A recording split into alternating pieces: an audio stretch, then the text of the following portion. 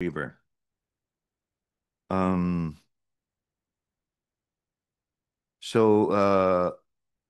the next and last slide, Mr. Chairman, Your Honors, presents the implementation challenges of the Department of Public Works and Highways. We have the following: the right-of-way issues that delays arising from limited right-of-way budget allocation, site accessibility, the accessibility issues due to remote and or difficult to reach areas, funding constraints, insufficient fund releases, which result to project cost escalation due to extended timelines, inflation, and environmental liabilities and unforeseen environmental constraints, and force majeure delays caused by unworkable conditions during natural disasters, and including adverse weathers, earthquakes, and floods.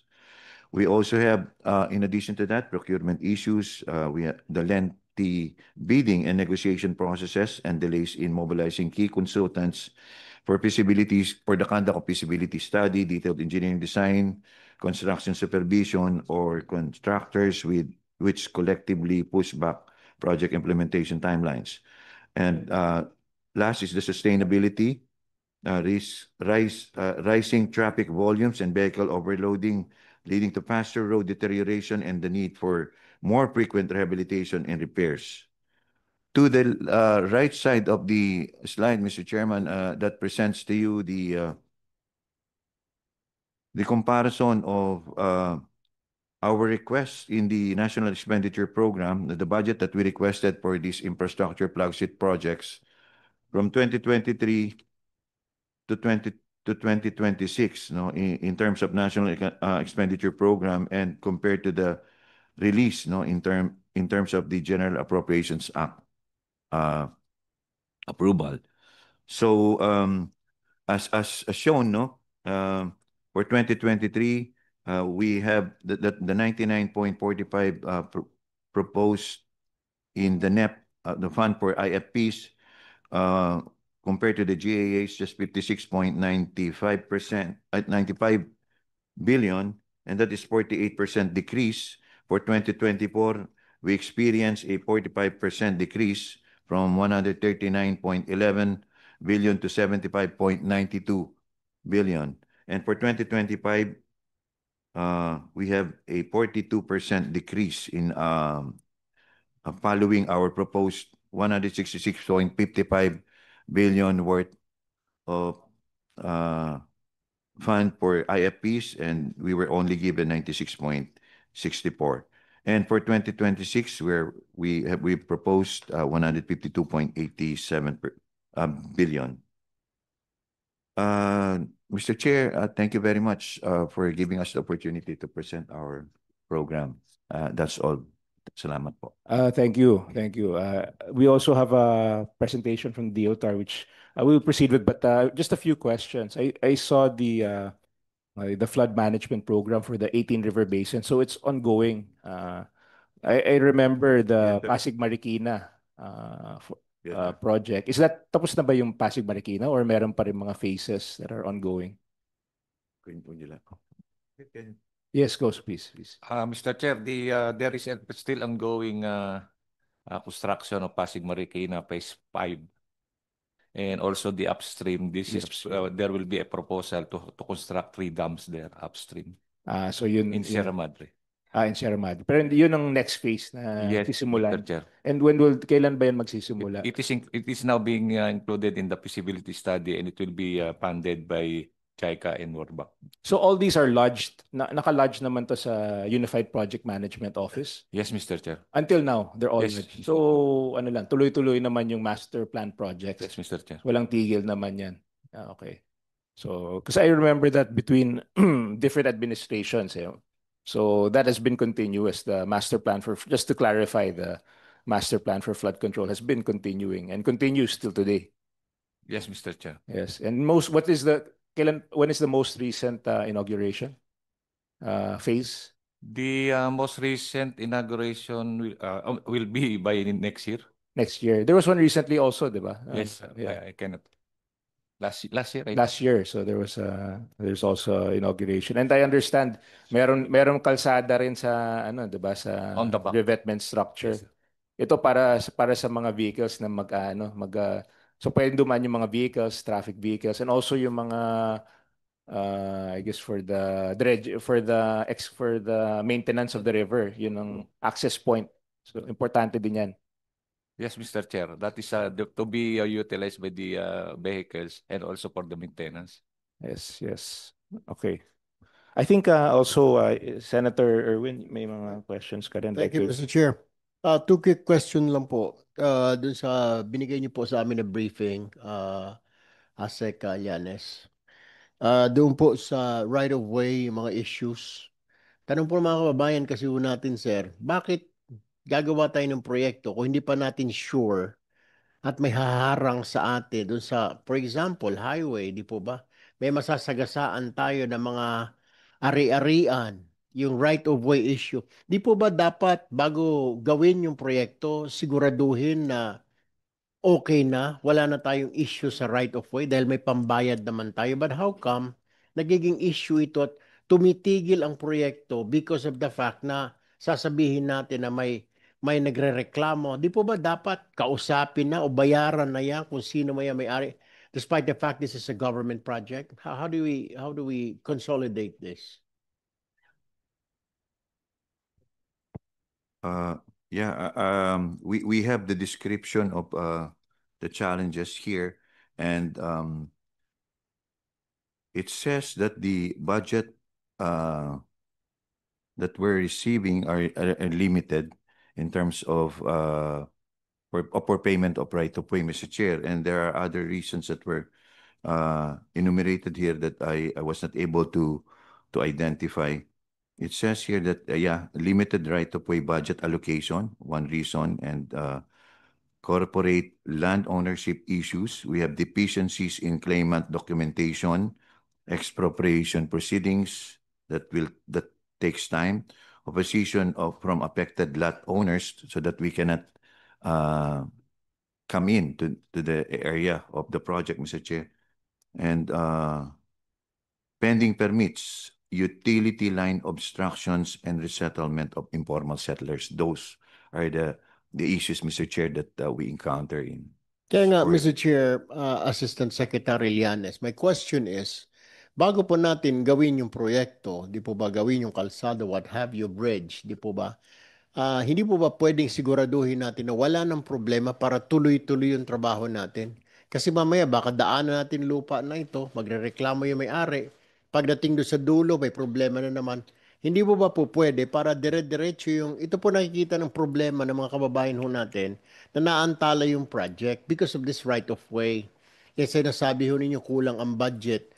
Ang punto naman ho ng mga kababayan natin, dapat kinausap na muna natin, magkano bang gusto mo dyan? Ito lang pambayad namin. Hoy, ikaw, susunod na may-ari, dadaan kami dyan. Kailangan government project ito, priority project. Di po ba dapat kinakausap na po muna lahat yan para dire-diretso po? Kasi naantala po Mr. Chair, Assistant Secretary Llanes.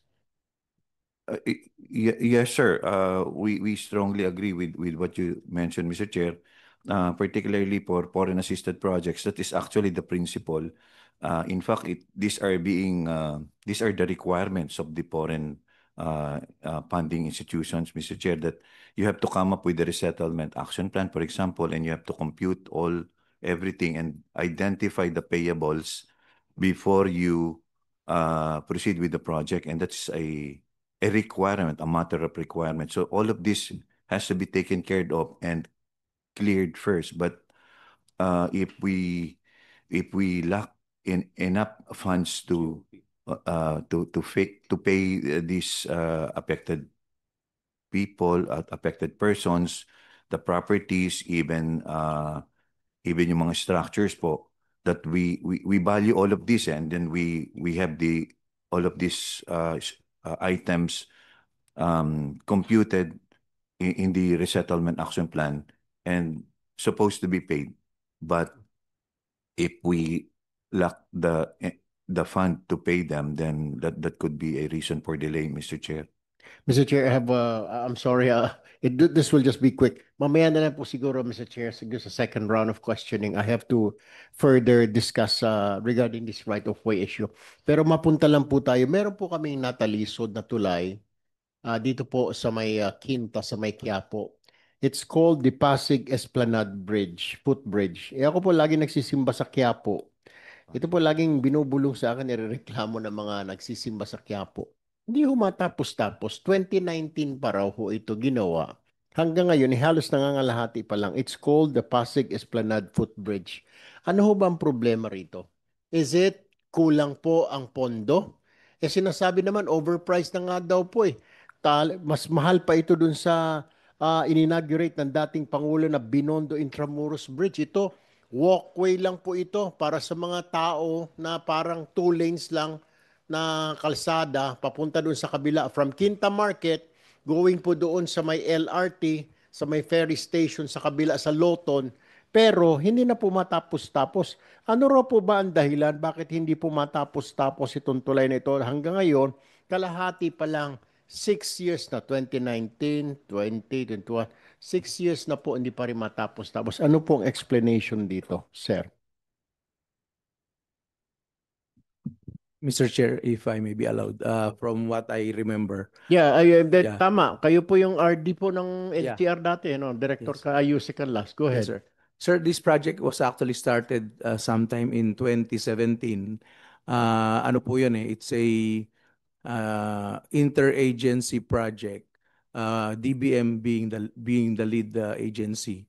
And the agencies concerned are DBM, DNR, Pasig Rehab, DPWH, MMDA, and LGUs. The project was actually conceptualized in 2017. It was bid out and started in 2018. And one of the components of that project is the bridge that you were referring to, Mr. Chair. And it was supposed to be a composition of several components. But the bridge component was started in 2018, but because of some issues then where there is a geotechnical study made which showed failure in the original alignment. So when that was addressed and a different alignment was followed, the phase 1 of the project started, and the phase 1 was actually completed.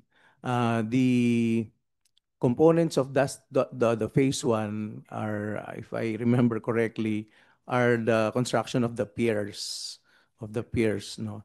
And that is the phase 1 which I continued during that time. But phase 2 and phase 3, there was a challenge regarding the alignment where we were given an authority to enter the LRTA compound through the late General Beroya. But I believe LRTA has a contract with the ano ba yun? Park, I just forgot the name of the establishment. And this was suspended because they had that case filed by that establishment against the DPWH. So again, the phases 2 and 3 were suspended until now. That's why I believe the NCR, which is now implementing this project, has terminated the project implementation, Mr. Chair. Mr. Chair, mamaya na lang po siguro dahil magpe-present pa yung dalawang agencies pa, pero I'm not satisfied with that answer po. You guys, gagawa po kayo ng tulay, tapos sinasabi nyo may problema sa planning. Di po ba dapat pag gumawa po ng isang tulay, ang DPW sa sigurado, di po ba? I mean, tapos sasabihin mo may adjustment. How can you adjust kung gumagawa na po kayo? Dapat doon pa lang po sa planning, nakaplano na po, di ba? Gaano kalalim, ano mga materyales, may tatamaan ba tayo doon sa kabila? This is what I was saying, right of way. Kumukontra ngayon yung LRTA, di ba? Sinasabi nila, hindi raw po pwede. Sinasabi niyo yung ganun, yung ferry station sa Loton. Sana lahat po na ito, naisip na ho natin bago tayo gumawa ng tulay o kalsada, di po ba? Anong mangyayari? Gagawa tayo ng tulay papunta ron. Kontra pala si ganun. Ibig sabihin, pag natayo na natin, tsaka pa lang natin problemahin kung ano sasabihin noon. I don't buy that. It doesn't work like that. Kaya tayo tumatagal ang proyekto ng gobyerno because of these incidents. Planuhin ho natin, kasama na lahat, di ba? May magrereklamo ba? May maniningil ba sa atin doon yung right of way? Baka masyadong mahal. Dapat kinocompute na rin po natin yung cost ng project. Oy, si Mr. X na may-ari ng lupa doon, gusto niya ganito kamahal. Pwede ba ito? So we have to do all this, di po ba? Kasi ngayon, naantala, kagaya niyan, antala. Yung sinasabi mong LRTA, kung sino man yung patay na, kasama na si Jose Cristo ngayon, paano pa natin makakausap yun? All these things po itong problema kaya yung mga kababayan po natin, malungkot po sila, hindi sila natutuwa sa trabaho natin sa gobyerno because of all this, di po ba? But anyway, Mr. Chair, I'm sorry. Let's proceed with the OTR presentation po. I'll just ask this question later. Yes, thank you very much. And maybe you can revisit this. So maybe you can revisit this with the LRTA. So we can come up with a solution para ma-maximize, para matapos din. Sayang din naman yung project. Baka we can come up with a compromise with the LRTA. Maybe you can revisit that. So at this point, can we recognize the DOTR for their presentation? Salamat. Mr. Chairman, Senator Mark Villar, Mr. Vice Chairman, Senator Erwin Tulfo, magandang umaga po. Mula po sa Kagawaran ng Transportasyon, under the leadership of Secretary Giovanni Banoy Lopez, we are here to present the accomplishments of the Department of Transportation under the Road Transport and Infrastructure. Next slide, please.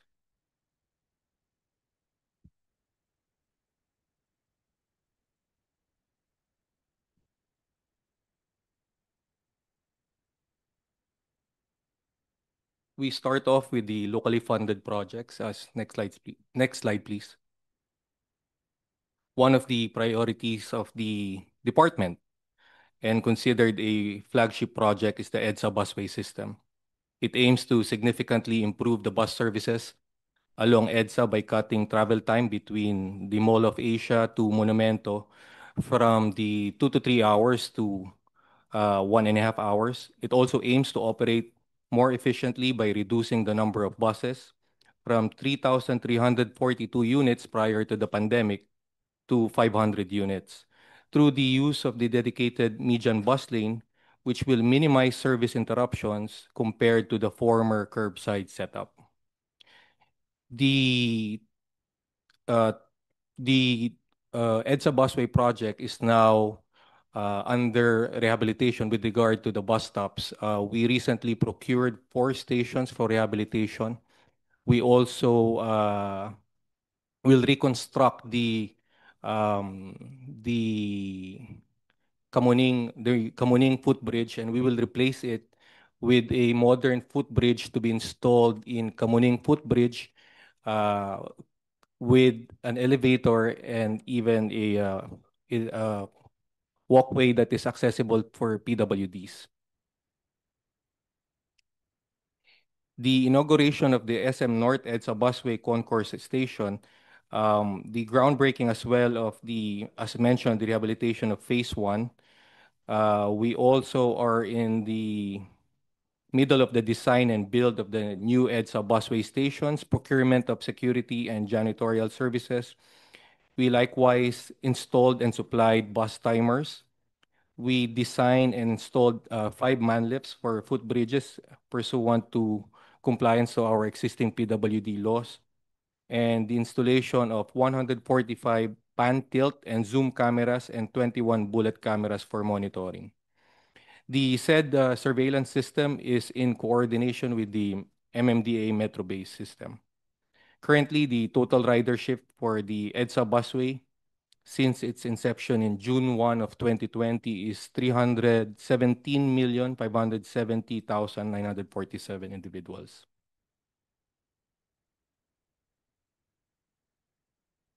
Here are the 2025 EDSA busway project key accomplishment as seen in pictures.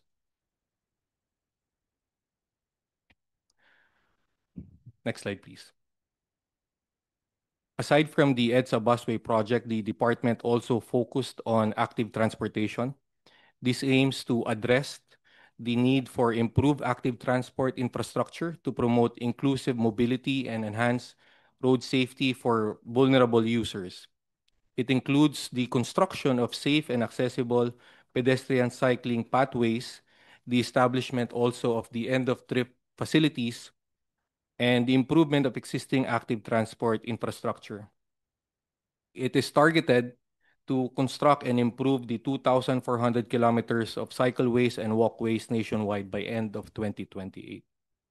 By investing in dedicated and high-quality infrastructure for walking and cycling, the department aims to encourage the adoption of sustainable transportation modes, alleviate traffic congestion, improve air quality, and foster a safer and more inclusive environment for all road users. Next slide, please. Part of the 2025 accomplishments of the Active Transportation Project Management Office is the Muntinlupa Road Safety Park. We also inaugurated 16 units of public utility vehicle stops located in Manila, Marikina, Malabon, Calibo, and Malay-Aklan. We also installed 48 units of bike channels in footbridges in Metro Manila, and 12 units of persons with disability ramps in Metro Manila, and 2 units of upgraded crosswalk or speed table along ADB Avenue. Here are also images of the key accomplishments of active transportation for 2025. We now proceed with the foreign assisted projects of the road transport and infrastructure, mainly focusing on the Cebu Bus Rapid Transit and the Davao Public Transport Modernization Project. For the Cebu Bus Rapid Transit, as a briefer, it is one of the government's major projects that will provide an affordable, reliant, efficient, and safe public transportation system in the province of Cebu. The project will be the first bus rapid transit that will mimic the golden standards as seen in Curitiba, Brazil, and in Bogota, Colombia. The project involves 17 kilometers of segregated lines with 22 bus stations, 1 depot, 2 trunk terminals. It will run from the South Road properties in the Cebu City South District, as well as from Bulacau, going to IT Park in the Northern District through the Natalio Bacalso Avenue and Osmeña Boulevard. It also includes an 18 kilometers of mixed traffic with 2 mixed traffic terminals and 62 bus stops and shelters along the city, including Talisay. The aim of the project is to improve the overall performance of the passengers transportation system in Cebu City, and in terms of quality, level of service, safety, environmental efficiency. For 2025, the key accomplishment is the almost completion of the Package 1. We are set to inaugurate this by end of October or first week of November. This is a 2.38 kilometers dedicated BRT lane from Cebu South Bus Terminal all the way to Capitol. And we also completed the 1.15 kilometer urban realm enhancement, which improved the sidewalks, bike lanes, lighting, and so on and so forth. 3 constructed bus stations are also in place: Fuente Station, CNU, and the Cebu South Bus Terminal Station. We likewise energized the street lights along Package 1 segment. For packages 2 and 3, we are in the middle of right-of-way acquisition. Next slide, please.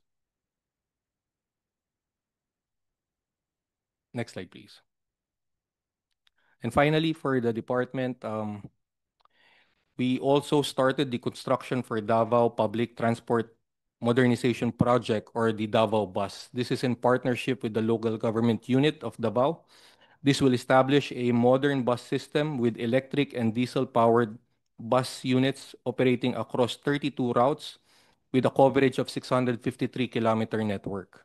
It includes the construction of 3 bus terminals, 5 depots, and approximately 1,000 bus stops, bus shelters, and a driving school. The project started during the actual civil works started during the term of Secretary Vince Dizon and continued by Secretary Lopez.